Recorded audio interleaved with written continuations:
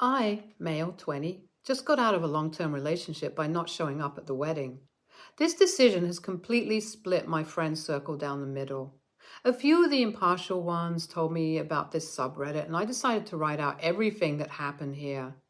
I'll accept whatever judgment you guys have. So, I had been with this girl, Cindy, female 19, since I was 14. We were the typical high school sweethearts, and despite being really young, I think our relationship was quite mature, and we had common goals and priorities. In short, we were hella compatible. At least that's what I thought. Cindy and I both went to different colleges and even got over the hump of long distance.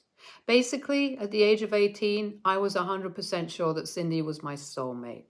I do still believe in that, lol, and proposed to her. She said yes, and we were both engaged.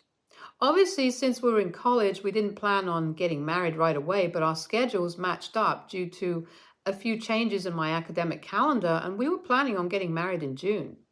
Once the date was set, though, I saw a side of Cindy that made me super uncomfortable. Like, I've heard the term Bridezilla before, but I thought it was blown out of proportion just for the heck of it. Not in this case, not one bit. Cindy behaved terribly with our prospective caterers and venues. She even made our wedding planner cry by questioning her taste. She was snarky to me, her mom, my mom, and basically everyone else who was involved in the wedding. It's not even as if it was just stress, because I was pretty free during this time and would jump to help or do whatever needed to be done to help with the wedding. I say this because I'm not one of those yes, dear, okay, dear kind of dudes. I was fully invested in making the wedding magical for me and my fiancé, but she wasn't happy with anything. Even if we stretched out our budget, it didn't work for Cindy, and we fought more than we had ever fought during this time. Just a few weeks before our wedding, I was approached by my brother Josh, male, 28, and he told me in private that his wife was pregnant. I was super happy for them since my brother and sister-in-law had been trying for a baby for a year. I congratulated them, and then he said, "Listen, I don't want anyone to hear about this before you and Cindy are married, okay? It would take the attention away from the wedding." I honestly didn't mind if my family knew, though, and I told him as much. However, it's not a decision I could take alone, so I said I'll speak to Cindy about whether she would prefer the pregnancy announcement being delayed until after her wedding. So when I told her, she had a reaction that was far worse than I imagined. She straight up said, "Frick, that I'm not letting those attention hogs come to my, not our, by the way, wedding." This was a terrible thing to say. Josh was an amazing role model for me growing up and had been nothing but kind to Cindy. My sister-in-law was also a really sweet woman, and I wanted both of them at our wedding. It wasn't something I was willing to compromise on. Besides, nobody would know. It was only going to be me and Cindy who were aware of this. I tried to explain this to her, but she said, "There's a chance it could come out, and besides, I would know." It was like trying to reason with a brick wall. I think that was the moment when I realized I had mentally checked out of the relationship. I was already planning on having a serious conversation with Cindy about how I didn't like her attitude and behavior. Everything before this was fixable, but the way she spoke about my brother and sister-in-law wasn't. I wasn't thinking straight, though, and wanted to make sure that Cindy learned her lesson and knew we were over for good. I won't lie. I wanted to do something that would embarrass her. I played along. I said, "Sure, we won't invite them. Whatever works for you, babe." I didn't say that to my brother, though. I wanted him to be there so that Cindy knew that I chose my family over them. So on the day of the wedding, I went with her to church, too. Everything was happening smoothly. An hour before the wedding vows, I got into my car and left. I texted an explanation to my family and put my phone on silent. Drove around for a bit and came back to my parents' house the next day. The fallout was immense because Josh made my text message public at the wedding. He read it out in front of everyone and called Cindy out for being selfish. She left with her parents in tears, and I haven't heard from her. My family is strictly on my side, but a lot of my friends are saying that what I did was extremely tasteless and created unnecessary drama. I do get what they mean, because we have a shared friend circle and Cindy was a really nice girl to everyone before the engagement. What do you think, Reddit? Update 1. So obviously I had to speak to Cindy again after a while to get all my stuff back, and she went off on me for not communicating with her that I was feeling so put off by her bridezilla behavior. The thing is, I had already done that. I had spoken to her about it loads of times, but she always deflected or fought with me without resolving the damn thing. When I brought this up, she didn't have any response and just said that she hated me. I don't think it would be good for either of us to meet after that exchange, so I told her that I'll send someone over to pick up my stuff from her. She agreed curtly, and one of our mutual friends said he was willing to help out. He went over and came back around 3 hours later. It was a long story, but he said that Cindy asked him to stay and looked really emotionally vulnerable. He obliged, and she went off about how she felt like she had made a mistake and wanted me back. After that, she apparently made a pass at him. Kind of polar opposites, if you ask me. It's clear that the breakup is impacting her really badly. I mean, it hurts for me too. But since I checked out of the relationship a while back, it hurts less. Maybe that was unfair to her. Update 2. I think I should apologize for how I ended things. I do think it was right for me to break up with Cindy. Seeing a person under pressure really shows you who they are, and seeing Cindy like that made me realize that even if we have good years, when things get bad, she won't be there to support me or keep herself composed. I also don't think I could get over how casually she dismissed my brother from our wedding and had no sense of excitement for my sister-in-law getting pregnant. That may all be true, but it still doesn't get away from the fact that I was an a-hole for making everything so painfully public, which intentionally dealt harm to Cindy. She may be my ex, but she was also my first girlfriend. A lot of my firsts. And I should respect that. I don't know if we can be friends after all this, and it may take a long time for that stage to come, but I'm mustering up the courage to go over to her house and apologize for the way I behaved. Update 3. I went over to Cindy's house. It was tough. Her dad answered the door and said, "Son, I have half a mind to beat you senseless." So you can imagine what kind of welcome it was. After a lot of convincing, he relented and Cindy came to see me at the door. I gave her a genuine, heartfelt apology, and I told her that I was a fool for purposefully hurting her like that. I said it was dishonest of me to lead her towards a wedding with no intention of marrying her. I said we both deserve people who are more compatible with each other, and I hoped that she found someone for her. She accepted my apology and even joked that people will forget about it in a year or so. I promised that I wouldn't let people joke about it and fully accept my fault in our breakup for all that, and we were on the same page. But after that, Cindy said that she wants a second chance at everything. She said she's learned her lesson and knows that she was being insufferable and wanted to show me that she could change. I wanted this to be true and I wanted it to work, but I don't think it's something that I could get over. And because of that, I wasn't able to commit again. She accepted that, but it seems unlikely that we can remain friends when both of us want different things. We're going to go no contact together, and hopefully that will be for the best. The whole ordeal has been super tough, and I think I've made it tougher for myself. The relationship is unfixable, and there isn't any doubt about that, but I put both of us through a lot of extra emotional pain just because I wanted to make a statement. I will learn from this, and I'm going to focus on myself for now. ESH, I don't know what else the outcome could be. Your ex was clearly being toxic, and you let it continue until she could really cut deep. I know it's tough to have these conversations and establish boundaries.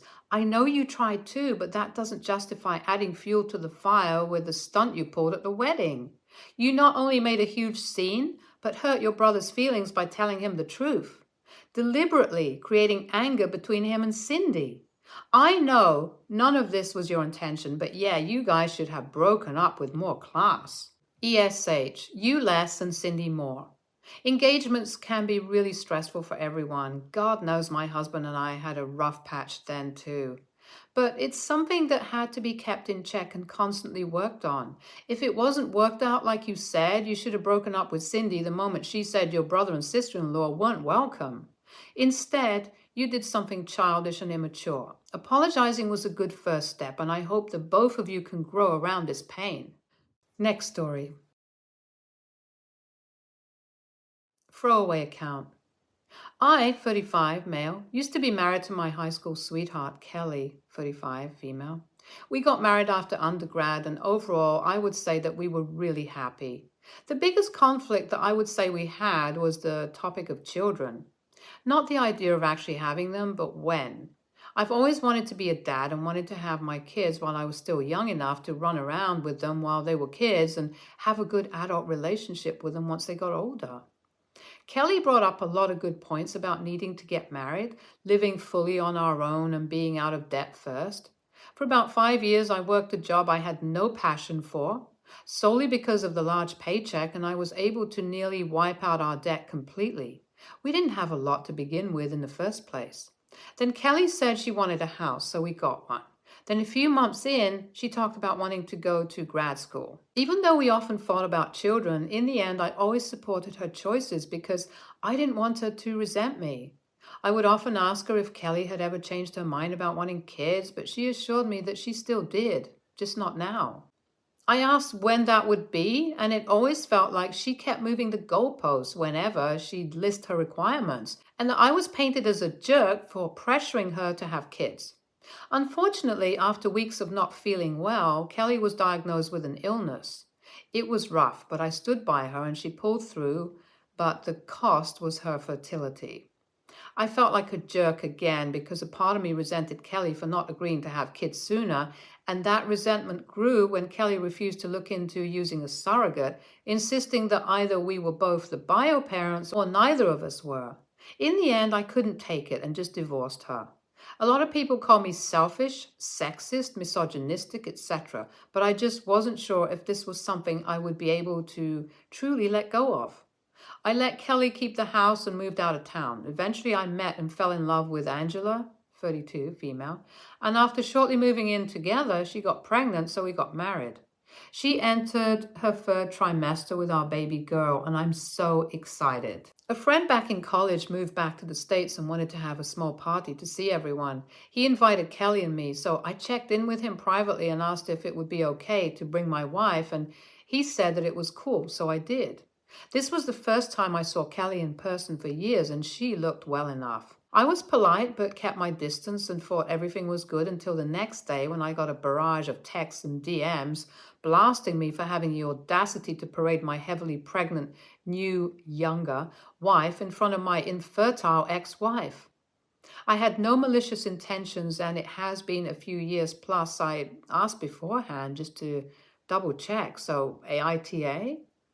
ETA, talked about this with someone in the comments. Kelly said it would be too upsetting at the idea of me having a child with another woman regardless of how the child was conceived. It was either adopt or nothing at all. I honestly felt like there was no way we could progress in the relationship without one of us resenting the other, so I filed. If she truly didn't want kids, she put on a great performance. Before her illness, she would constantly gush over other people's babies, insisted buying a house in a good school district for our future kids, and even talked in extensive detail about wanting to be a stay-at-home mom for up to 6 years. I think Kelly just assumed we'd always have time and then life threw a curveball. If Kelly had stated that she would have been open to having children sooner under the condition that I be the primary caretaker, I would have done it. I would have even taken a lesser paying job so I could have the free time to do it. I never wanted to put in a position where she felt like she would have to give up her career entirely. ETA 2. Stepped away for a little bit, but I just wanted to be clear about something. I did not leave Kelly while she was still sick. It was a year after she was healthy again, and we had been in therapy for months. NTA, I don't think you are an a-hole. It's sad that Kelly is infertile, but you didn't bring your wife to rub her infertility in her face. You reached out to your friend and you got the okay. Just block anyone sending you nasty texts. Also, from that you wrote, it sounds like Kelly never wanted kids and she kept leading you on with the hope that you'd eventually drop the issue. Divorcing her was the right move too. If not, your resentment would have kept growing. NTA, you were invited and it's normal for someone's spouse to accompany them, plus you checked with the host in advance. I don't think you're an a-hole for getting divorced. Differences in expectations around having children is pretty common reason. You haven't seen your ex in years. Life goes on. Nobody should be surprised that you married again and are having a baby. I also don't think a 3-year age gap makes your wife a child bride. NTA, you're both adults. Being upset seems petty. My current wife has also been divorced by her past husband, mostly around her infertility. He's newly married and has a second kid on the way. She has no real feeling about because our marriage is great and we are happy where we are at together. So yes, the circumstances for your ex kind of suck, but if she was happy in her own life, it would not be such a big deal to her. Also, you have no responsibility over other people's reactions, etc. Live your life. Next story. I, male, 30s, live with my wife, female, 30s. We both work full-time jobs and have 3 kids, aged 3, 6, and 7. I used to work from home with flexible hours, but I've been offered a promotion which requires me to go to work in person. The pay increase is really significant, so my wife and I agreed I should take the promotion and hire a part-time nanny for our kids. I got in touch with a nanny agency and they matched us to someone who lives local. They only told us her first name, which was a really common name anyway, but for the sake of the story telling, we'll say her name's Sarah. I spoke to Sarah on the phone and she seemed really nice. We arranged a day for her to come over and meet my wife and the kids and for us to show her around the house. When the day came around and we met her, it turned out that my wife already knew Sarah. It was really awkward. I wasn't sure how they knew each other until afterwards. My wife told me that back when she was in high school, her boyfriend at the time cheated on her with Sarah, who was in her class. She wasn't enthusiastic about it, but my wife didn't seem to have a problem with Sarah being our nanny at first. Our kids love her. She has lots of experience and she's available when we need her. After a couple of weeks with pretty much no issues, my 2 oldest kids came to me and say that they don't want Sarah to come back. I asked them why, and they said she's evil. I asked why they think she's evil, and our 6-year-old starts crying and says that Sarah is mean and wants to hurt mommy. I talked to my wife in private, and at first she said she had no idea what the kids were talking about and that it must be because of something Sarah did. When I pressed it, my wife admitted that she told the kids that Sarah is evil. She said she knows it was a ridiculous plan, but she was hoping I'd fire her.